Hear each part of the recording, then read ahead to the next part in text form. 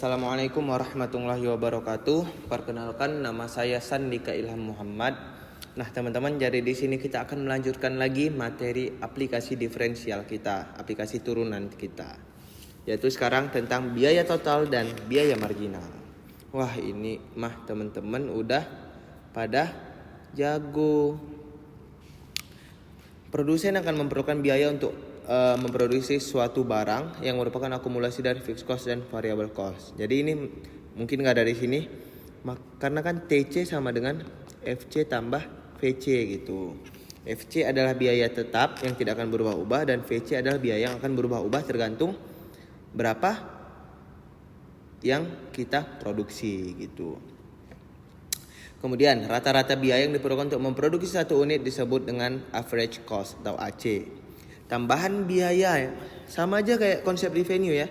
Tambahannya disebut dengan marginal. Di sini marginal cost, yaitu adalah delta TC per delta Q, atau ini bisa pakai yang ini DTC per DQ. Oke? DTC per DQ sama dengan TC aksen atau turunan dari TC. Ini sama aja ya teman-teman ya. Konsepnya sama yang revenue tadi, yang sebelumnya. Nih kita langsung ke contoh soal nih. Kok ada bulat sini? Nah. Oke, di sini kita ada TC sama dengan Q pangkat 3 dikurang 3Q kuadrat tambah 4Q ditambah 4. Maka FC sama dengan berapa? Gimana cara nyari ya sebenarnya? 4. Nah, sini saya punya 3 cara. Nggak sih, sebenarnya cuman kayak nalar-nalar aja. Yang pertama, teman-teman, biaya tetap adalah biaya yang tidak akan berubah mau berapapun yang kita produksi, kan gitu kan. Contohnya apa? Biaya sewa, misalkan biaya sewa gedung. Mau berapapun barang yang kita produksi di gedung itu, biaya sewanya kan segitu aja. Itu namanya biaya tetap.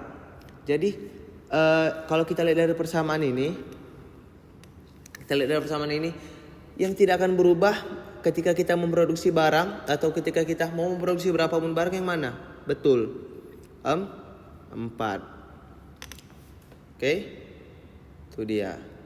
Kemudian pendekatan kedua, yang ini yang di slide, saat Q sama dengan 0. Kenapa saat Q sama dengan 0? Karena biaya tetap ketika kita tidak memproduksi apa-apa, ketika kita tidak memproduksi barang, biaya tetap udah ada.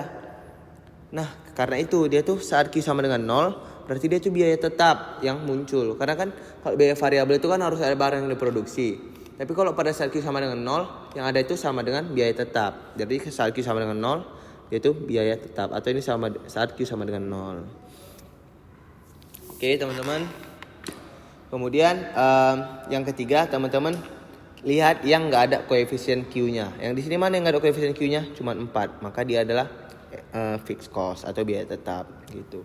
Kemudian yang kedua kita nyari fixed cost, variable cost. Cara nyarinya, lihat aja mana yang ada variable Q. Berarti yang Q pangkat 3 kurang 3Q kuadrat ditambah 4Q. Yang ketiga, AC sama dengan TC per Q. TC-nya mana? Betul, Q pangkat 3 kurang 3Q kuadrat tambah 4Q tambah 4 per Q. Udah, tinggal Q pangkat 3 per Q, Q kuadrat per Q tambah 4Q per Q, 4 tambah 4 per Q berarti 4 per Q gitu. Kemudian yang terakhir MC kan sama dengan TC aksen. TC aksen turunin aja nih, TC turunin dari Q pangkat 3 3Q kuadrat. Yang ini turunin min 6Q. Ini turunin tambah 4. Yang ini turunin hasilnya 0. Turunan 4 kan 0, turunan konstanta 0. Jadi nggak usah ditulis juga nggak apa-apa nolnya. Jadi sisa 3Q kuadrat kurang 6Q tambah 4. Nah, ini tadi yang saya tulis. Kemudian di sini kemudian tentukan nilai Q yang diproduksi saat MC-nya minimum. MC minimum. Berarti itu kan ingat pada saat MC-nya minimum. Ya ingat aja teman-teman, MC minimum yaitu sama dengan MC sama dengan 0. Ya enggak? MC minimum saat dia 0. Oke. Ini turunan MC maksudnya ya. Kenapa? Karena kan untuk menentukan nilai maksimum atau minimum kita harus cari turunan pertama sama dengan 0. Ada nggak di slide-nya? Oh ada nih. MC aksen sama dengan 0 gitu ya. Jadi saat atau MC-nya itu minimum saat MC aksen sama dengan 0. Dan ingat MC aksen itu turunan keduanya itu harus positif. Ingat nggak teman-teman? Ketika misalkan ada fx misalkan, ketika f aksen x-nya lebih kecil 0, maka dia itu maksimum.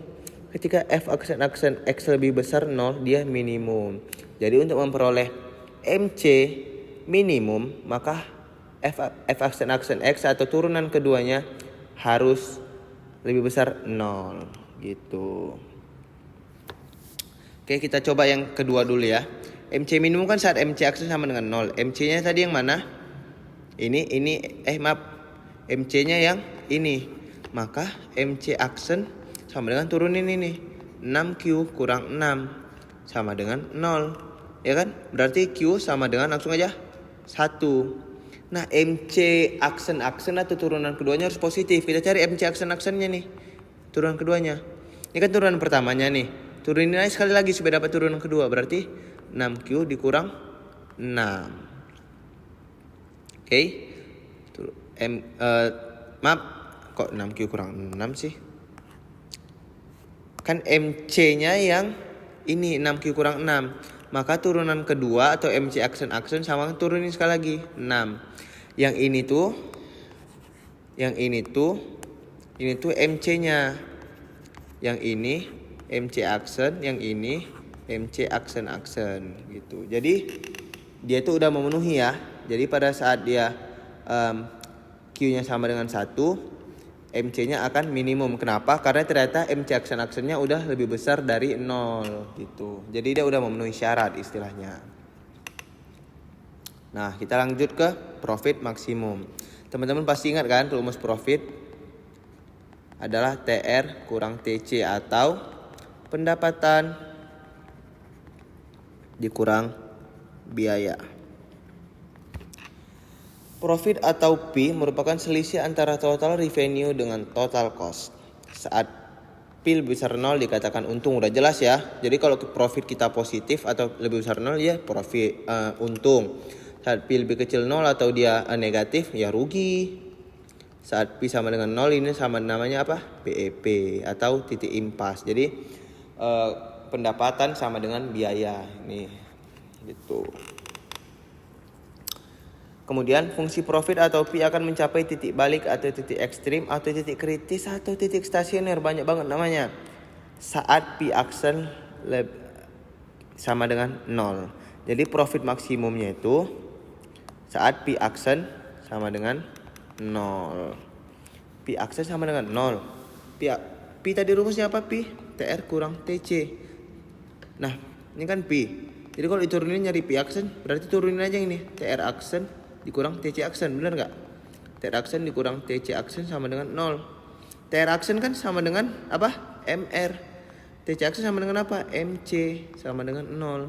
Jadi kalau ini dipindah ruas, jadi MR sama dengan MC. Jadi itu datangnya rumus ini. Oke, jadi teman-teman bisa ingat bahwasanya profit maksimum yaitu saat P aksen sama dengan 0 dan saat MR sama dengan MC gitu. Nah, fungsi profit akan mencapai titik balik saat MR sama dengan MC. Jadi titik balik ini sama dengan titik ekstrim tadi ya, ekstrim atau bisa kita bilang atau titik maksimum dan minimum gitu. Dan seperti pembahasan pertemuan sebelumnya, titik tersebut akan menjadi maksimum yang saya tulis tadi saat turunan kedua lebih kecil 0 atau minimum saat turunan kedua lebih besar 0 atau dia ini positif, yang ini negatif gitu. Sehingga syarat profit maksimum adalah MR sama dengan MC yang tadi dan turunan kedua lebih kecil 0 atau MR aksen lebih kecil MC yang tadi gitu ya. Oke, kita langsung ke contoh soal. Setelah ini kita masuk ke penerimaan pajak. Ini kita kasih slide dulu. Kita lihat soalnya.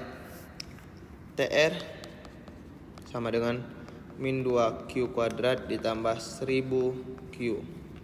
Sedangkan fungsi biayanya TC Q pangkat 3, nah dikurang 59Q kuadrat tambah 1315Q tambah 2000. Tentukan jumlah barang yang produksi agar profitnya maksimum. Oke, profit maksimum tadi gimana? Pertama kita harus tahu dulu P-nya. P-nya gimana? Betul, TR dikurang TC. Ya kan? TR-nya min 2Q kuadrat tambah 1000Q dikurang Q pangkat 3 dikurang 59Q kuadrat ditambah 1315Q tambah 2000. Oke, min 2Q kuadrat ditambah 1000Q kurang Q pangkat 3 tambah 59Q kuadrat kurang 1315Q kurang 2000. Maka ini didapat 57Q kuadrat kurang 315Q. Oke, ini kuadrat, yang kuadrat udah, yang Q udah. Oh, ini ternyata masih ada pangkat 3 kurang 2000. Kita turunin. Karena kan maksimum saat P aksen sama dengan 0. Kita kan mau nyari berapa kuantitas saat P-nya maksimum. Berarti turunin. Kita pakai di sini aja kali ya, biar lebih cepet. Tapi di sini nggak ada, ya udahlah kita pakai yang ini aja. Ini kita pakai cara yang kedua dulu teman-teman, nanti kita jelasin satu lagi. Ini 114Q kurang 315 dikurang 3Q kuadrat sama dengan 0. Maka min 3Q kuadrat min 3 ditambah 114Q ini saya benerin ya, maksudnya supaya berurutan sama dengan 0. Nah, ini udah sama ini harusnya. Nah, kan min 3 ini sama dengan ini. Nah, kenapa ini miss? Sama aja nih, kan dia kan sama dengan 0. Berarti ini sama dengan 3Q kuadrat kurang 114Q tambah 315 sama dengan 0.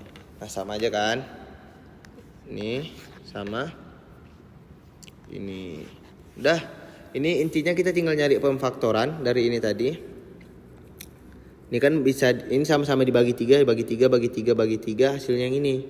Maka pemfaktorannya adalah ini, Q kurang 3, Q kurang 35 sama dengan 0. Maka Q sama dengan 3 atau Q sama dengan 35.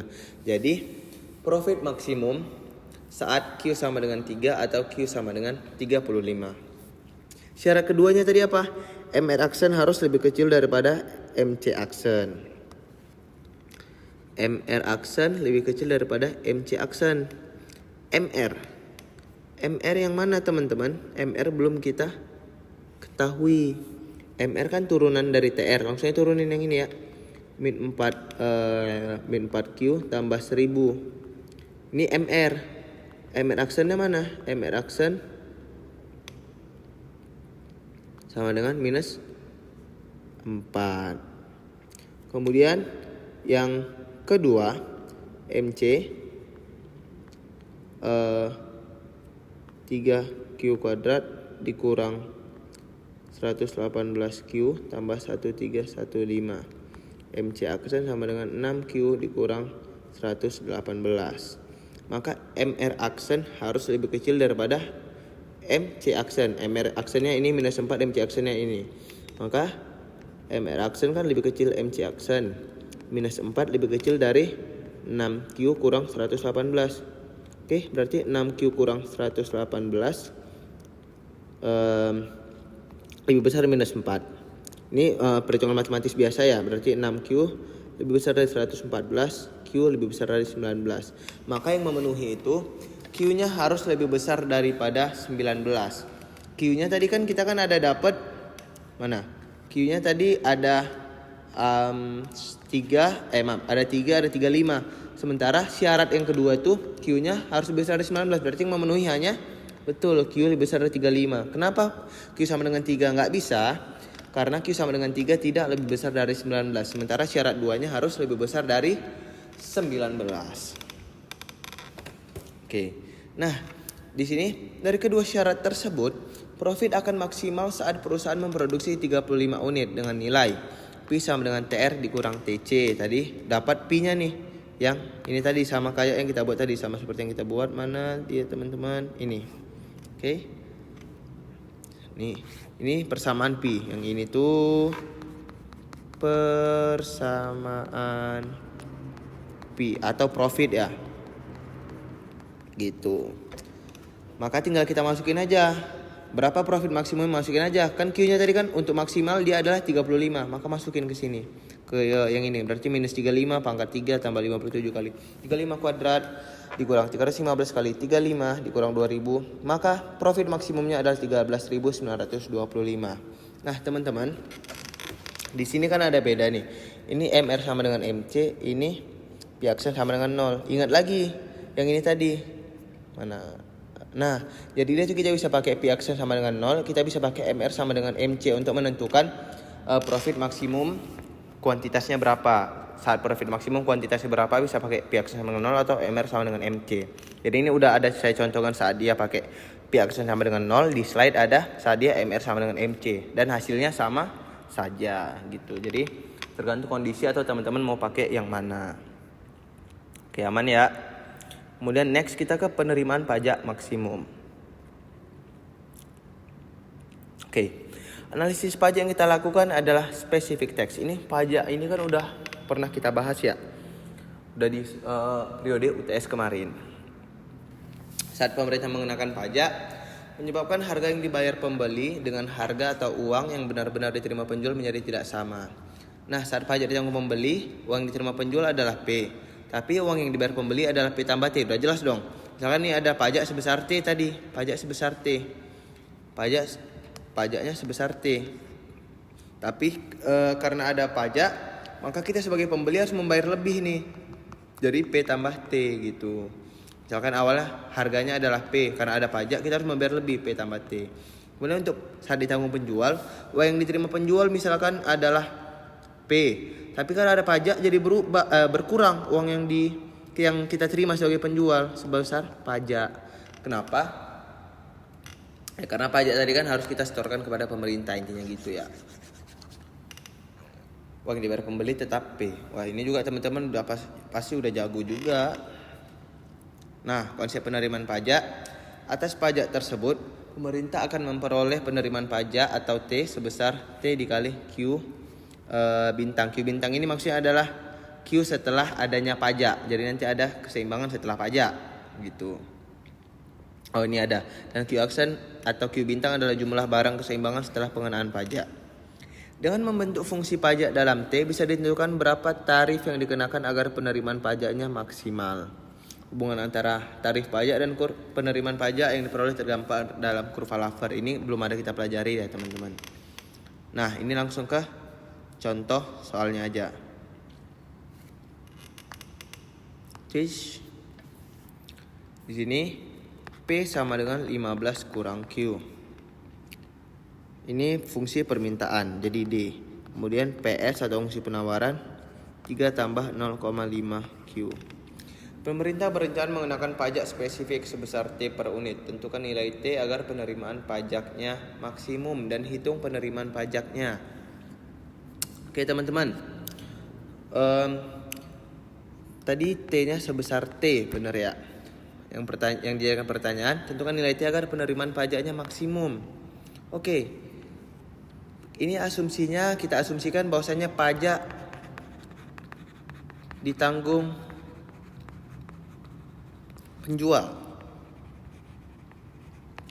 right? So P sama dengan P dikurang T ya kan yang diterima penjual. Kita ubah nih yang ini. P kurang T sama dengan 3 ditambah 0,5 Q. Yang dimana didapat P sama dengan 3 tambah 0,5 Q tambah T. Ini untuk P supply setelah pajak, setelah ada pajak. Maka kita samain ke P permintaan, samain aja. Ini teman-teman juga udah pada belajar ini kan, udah pada jago kan. Bedanya di sini dalam bentuk T, nggak dalam bentuk angka gitu. Berarti 1,5 Q sama dengan 12 kurang T. Bener nggak nih? Jangan sampai saya kurang teliti nih. 1,5 Q sama dengan 12 benar. Berarti Q sama dengan 12 per 1,5 dikurang T per 1,5. Maka 12 per 1,5 kan adalah 8 ya. Benar, dikurang T per 1,5. Oke teman-teman. Kemudian tadi apa rumusnya? T sama dengan T kali Q bintang. Nah Q bintangnya yang mana? Yang ini. Oke, berarti penerimaan pajaknya T dikali Q bintang. Jadi penerimaan pajak kan pajak per unit dikali ada berapa unit. Pajak per unitnya adalah T tadi. Berapa unitnya adalah Q bintang. Setelah dikenakan pajak yang ini Q bintang gitu. Sama ya? Sama. Di sini kita lanjutkan.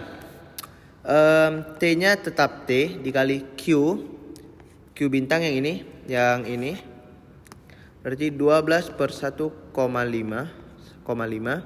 dikurang T per 1,5. Maka 12 per 1,5 kayaknya bisa kita sederhanakan aja ya biar lebih gampang.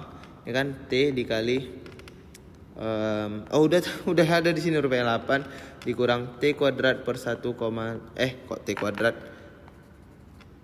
T per 1,5. Maka jadi 8T dikurang T kuadrat per 1,5. Ini untuk T gitu. Ini 1,5 kan 3 per 2. Bisa kita ubah jadi biar lebih simpel aja dikurang 2 per 3 T kuadrat.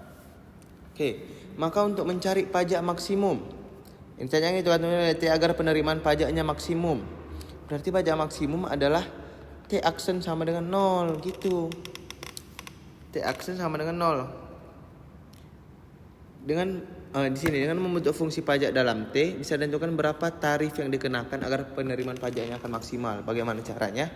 Ya udah ini T aksen sama dengan 0. Turunin nih. Yang ini. 8 dikurang 2 per 3 dikali 2 kali T sama dengan 0. Maka 8 dikurang 4 per 3 T sama dengan 0. Di mana 4 per 3 T sama dengan 8, maka T sama dengan 6. Nah ternyata pajak per unitnya adalah 6. Jadi pajak per unit agar penerimaan pajak maksimum harus 6 gitu. Kemudian apalagi? Hitung penerimaan pajak tersebut. Penerimaan pajak tersebut kita masukin aja udah ke persamaan ini. Berapa total penerimaan pajak maksimumnya? Berarti T ini 6, maksudnya kita masukin 6. 8 dikali 6 dikurang 2 per 3 dikali 6 kuadrat. 8 kali 6 48 dikurang ini kan 2 per 3 dikali 3 6. 48 dikurang 12 24 sama dengan 24. Maka total penerimaan pajaknya adalah 24 dan pajak per unitnya adalah 6. Ini pajak per unit. Yang ini total penerimaan pajak gitu. Nih sama ya. Oke, coba kita lihat nih dari slide. Tapi teman-teman, saya juga hampir lupa. Agar dia maksimum, T aksen harus apa? Lebih kecil 0. T aksen mana tadi? Maka T aksen kan yang ini T aksen sama dengan 0. Berarti yang ini ya. Oke. T aksen kan harus kita turunkan lagi dari yang ini. Pertama atau enggak usah dulu deh, kita pelan-pelan aja deh. T-nya kan yang ini, 8T dikurang T kuadrat per 1,5. Maka T aksen sama dengan 8 dikurang 2. Jangan pakai yang ini. Udah masih jelek. 8T dikurang 2 per 3 T kuadrat tadi ya. Nah yang ini nih. Maka 8 dikurang 2 per 3 dikali 2 dikali T. Berarti 8 dikurang 4 per 3 T. Kita cari lagi. Berarti T aksen sama dengan min 4 per 3. Nah untuk maksimum apa? Harus? Iya, T aksen turunan kedua harus lebih kecil 0. Apakah memenuhi? wah memenuhi ternyata aksen-aksennya atau turunan kedua ternyata minus, berarti dia memenuhi gitu. Harusnya ini teman-teman kita coba di agak lebih awal tapi nggak apa-apa. Oke, jadi ternyata dia memenuhi T aksen lebih kecil 0 atau minus 4/3 gitu ya. Nih agar maksimum T aksen sama dengan 0 dan T aksen lebih kecil 0. Jadi udah kita cari ini dan didapat T sama dengan 6 dan kita dapat T aksen sama dengan negatif, berarti dia memenuhi gitu ya. Atau kalau kita lihat dari kurva, misalkan tadi kita gambar persamaannya yang ini 8T kurang 2/3 T kuadrat ini mana? Ini kalau kita gambar dia itu jadi seperti ini. Nah karena dia gini kan, yang ada kan nilai maksimum, maka dia otomatis maksimum. Berarti yang di sini nilainya ini nih, nilainya adalah berapa yang ini? Berapa teman-teman nilai maksimumnya tadi? Benar 24 gitu. Oke teman-teman, jadi penerimaan pajak maksimumnya ada 24 dan penerimaan pajak per unit adalah 6. Kita scroll, wah selesai. Oke baik teman-teman, sekian pembahasan kita dan juga menutup pertemuan kita. Terima kasih atas perhatiannya. Mohon maaf jika ada kesalahan atau ada kekurangan, karena kesempurnaan hanya milik Allah Subhanahu wa taala. Baik, terima kasih. Wassalamualaikum warahmatullahi wabarakatuh.